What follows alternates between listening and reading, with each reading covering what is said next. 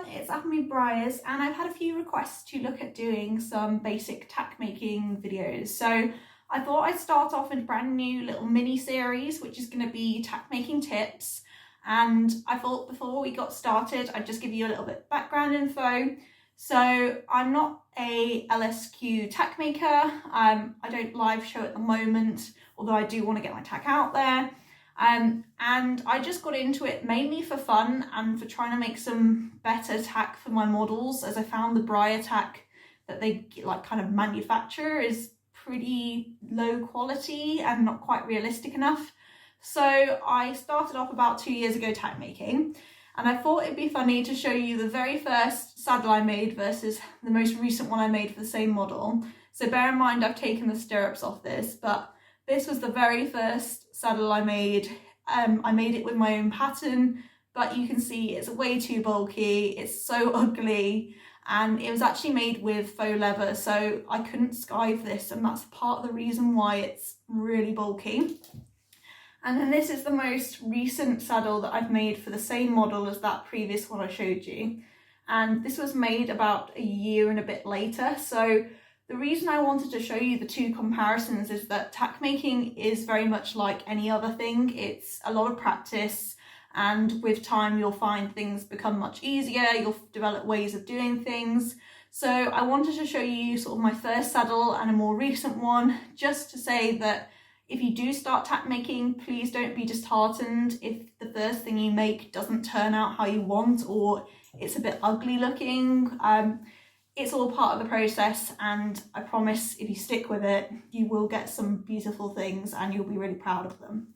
So as I say, I bought my tack making box into here. So this is what I keep all of my little tack making bits and bobs in. It's essentially just a toolbox.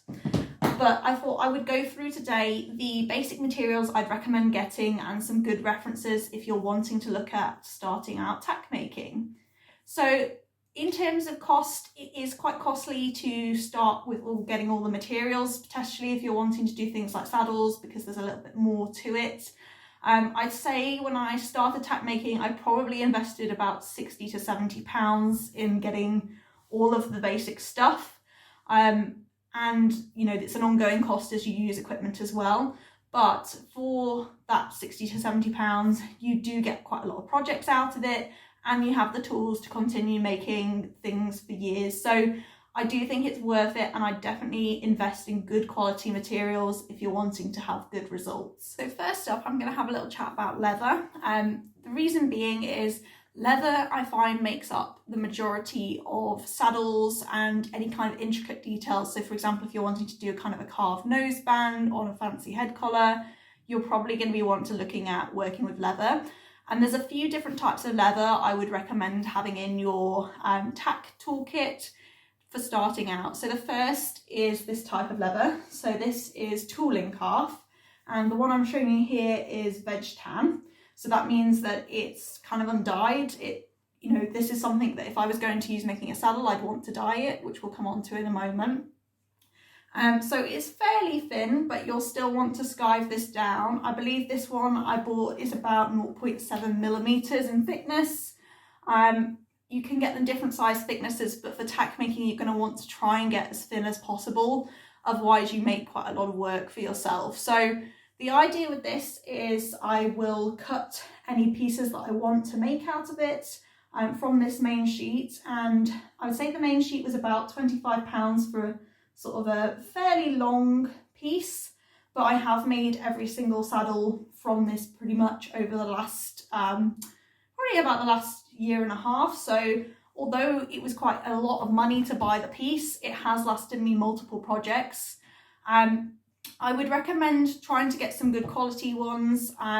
Usually these can be found on just leather dealers, and you're going to want to, as I say, look at potentially dyeing these, because most of the time I find buying the Veg Tan is better because you can dye it whatever colour you want. So that's the first type of leather. So the next type is actually sheepskin leather. So this is already pre-dyed, and I actually bought this as a bundle. So it came with quite a few different colours. which is good. So it means I can put some variety into sort of saddles or anything that I'm wanting to make with tack. And essentially this is again quite thin, so this varies from being sort of 0.5 millimeters to 0.8 millimeters in thickness. Again, the thinner you can get it, the better really. I'd say it's a bit more stretchy than the tooling leather, and you don't really have kind of the grain side compared to the tooling calf. And what I'd use this for is actually, if you look at things like this saddle, I'd use it for the seat, lining for knee rolls. I use it for sort of piping around the edges. So it's more for sort of your detail work where you need it to be quite stretchy, quite malleable and not too thick. So that's another type of leather I'd recommend getting. If you're in the UK, I actually buy this as a bundle from Brimblecraft on Folksy. So it's about £10 for a bundle, but you do get lots and lots of sheepskin leather. Other types of leather you could use instead would be things like goat skin or pig skin's been recommended, but I've never tried these myself. It's all to do with it being malleable and flexible essentially. So those are sort of two main types of leather I'd recommend getting in.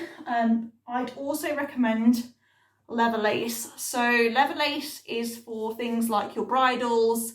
It's very good for if you want to make stirrup leathers, used for sort of making your girth straps. Essentially anything that needs a strap I use leather lace for.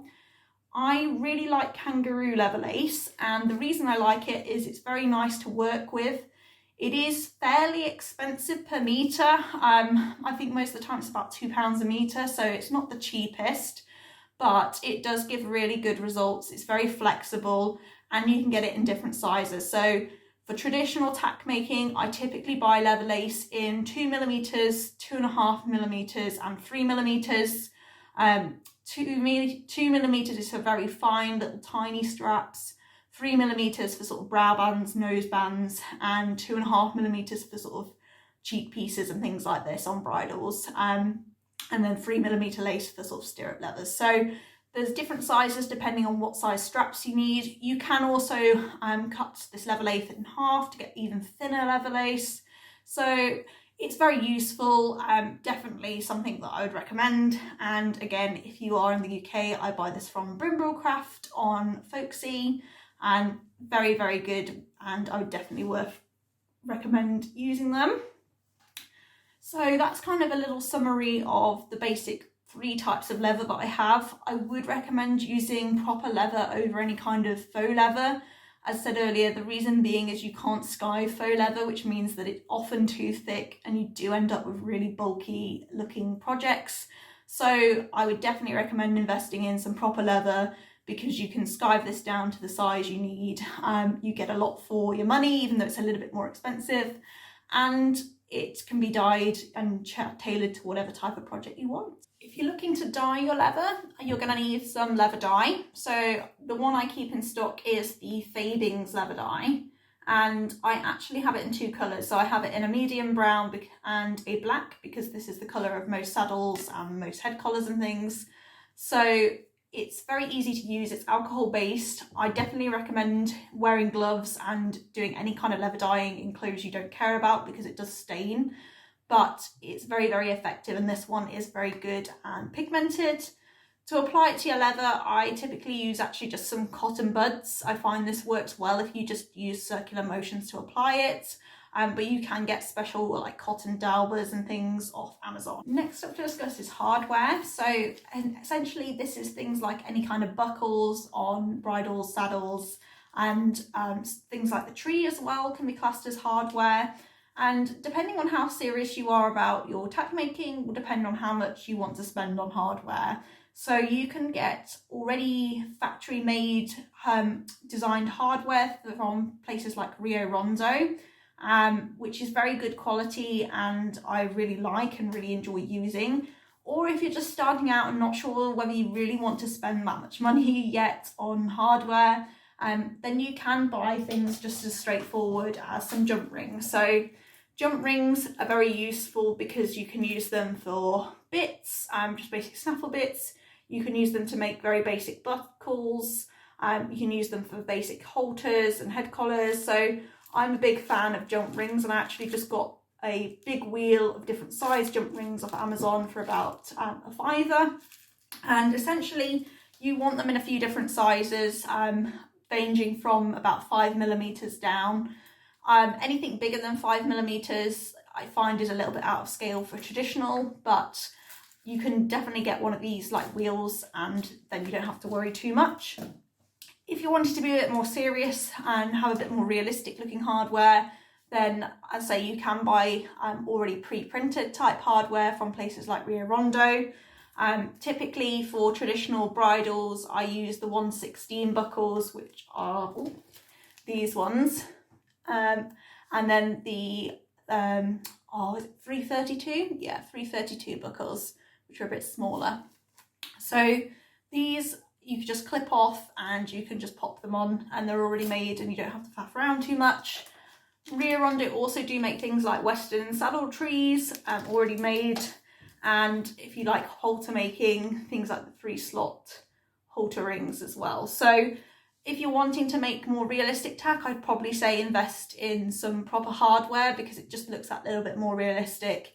And I find it's actually a lot easier than trying to wrestle things like jewellery wire into position. But if you're just getting started into tack making and don't want to spend lots of money, then definitely things like jump ring and jewellery wire, you can pretty much make any basic hardware with. Now I'm going to show you some of the more random objects that I have in my toolbox, but that are actually very useful and quite cheap, and I'd recommend having them in.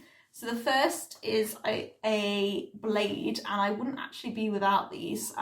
So these are some Saddlery blades. They actually came with a handle and they're designed for leather skiving. But I find with the handle I don't seem to have as much control as if I just hold them like this and scrape it along the grain of the leather.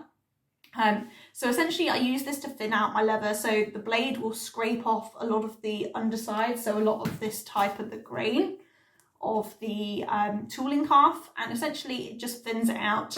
I also can use it on things like the leather lace to thin the leather lace, and essentially I just use a sort of forward motion just to scrape down any extra thickness essentially. So very basic, very cheap, but I use this all the time for skiving. It's not very fancy, but it does seem to work really well. I also have some basic dressmaking pins in my tack box, and again, the reason I use these is actually for things like holding the saddles together. So you'll notice on real horse saddles, they all have this little kind of almost pin bit at the front towards the pommel, and so we replicate that with these small dressmaking pins. So these are actually poked through the saddle, bent back, and just help hold everything in place. I have also a little stitch marker. This is actually fit on the larger side, but it was the smallest I could find when I was originally sourcing things. And this is just bought from a leather tooling website. And essentially it's used to mark out stitch marks on saddles, which just brings a little bit of extra realism. I don't know if the camera will pick it up on my saddle, but if you look closely around the flaps of the skirt, and you'll see there's just some little marks there. And so they're just there to make a little bit of extra realism. I've got some embroidery needles, so some Crewelwork needles that again can be used to hand place some stitching, particularly for things like the brow band and the nose band on bridles. Also very good for poking holes through saddles to put things like the pins. So they're just there for kind of some extra detailing work. And then we also have a reference book. Now I really like this book, which is Horse Tack and Saddlery by Sarah Muir. And the reason I like it is that it's just really nice photographic pictures of different types of tack, so varying from sort of girths to saddles. It's very cheap. It was about £6 off Amazon, but I find when I'm tack making, if I can have something like this open on the table, it just helps me envisage what the final saddle or bridle is going to look like, how it all works, and that the proportions are correct for it. If you don't want to buy a whole blown tack book, that's fine. I just recommend printing off a few photos of the type of saddle or bridle you're wanting to make, as this will help you put the pieces together and make sure that it looks accurate as possible. If you are wanting to start in tack making, another thing I'd recommend looking at getting is some of the Rondo kits. So these essentially are really nice guides for starting out in tack making, and it's how I started with a lot of mine as well. So I've got things like the Western saddle kit and accessory kit, snaffle bridle kit. Essentially they come with all the bits and bobs that you need to make that piece of tack, and all the instructions, and I've kept the instructions and still use them to this day for different projects. And finally, my absolute favourite thing I've invested in is this book, and I get quite a lot of people messaging me on Instagram asking how I make my saddles, can I send them templates and things, and I just point them to this book because most of my tack making, especially for the saddles, comes from here. So this is The Art of Model Saddle Making. It's called the Huntseat saddle, but I found this project is very adaptable. The basic template I've made into racing saddles, saddle seat saddles, dressage saddles. Once you've got the concept of how to make a saddle, it's all about just changing the proportions of things like the flaps, the skirts, the tree. So once you've made a couple of just basic sort of Huntseat English saddles, then I think you can make pretty much any saddle just by making some minor adjustments. So this is by Kelly Neve of Lane Saddlery.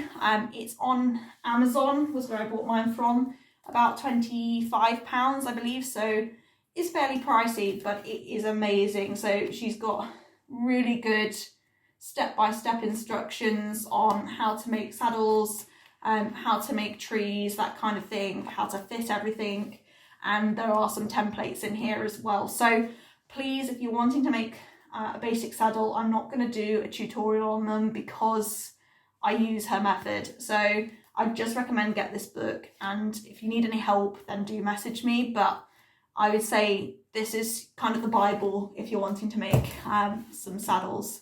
So I hope that's been really helpful. It's just a very quick whistle-stop tour of what I keep in for tack making.